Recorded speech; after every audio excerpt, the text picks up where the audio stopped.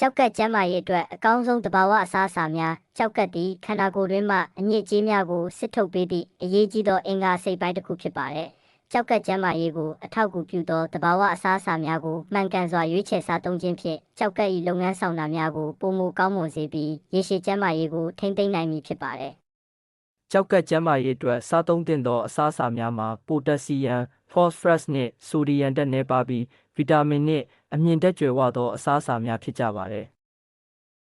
Cherry သည် cherries ရောင်ရမ်းမှုကိုလျှော့ချပေးနိုင်သောဓာတ်တိုးဆန့်ကျင်ပစ္စည်းများပါဝင်သည်။စပျစ်သီး grapes အထူးသဖြင့်စပျစ်သီးနီတွင်ပါဝင်သော resveratrol ဓာတ်သည်ကြောက်ကက်ကျန်းမာရေးကိုအထောက်အကူပြုသည်။နာနတ်သီး pineapple ပိုတက်ဆီယမ်ဓာတ်နည်းပါးပြီးရောင်ရမ်းမှုကိုသက်သာစေသည့် bromelain bromelain အင်ဇိုင်းတစ်မျိုးပါဝင်သည်။ဖရဲသီး watermelon ရေဓာတ်ကြွယ်ဝပြီးခန္ဓာကိုယ်တွင်အဆိပ်တောက်များကိုဖယ်ရှားပေးရာတွင်အထောက်အကူပြုသည်။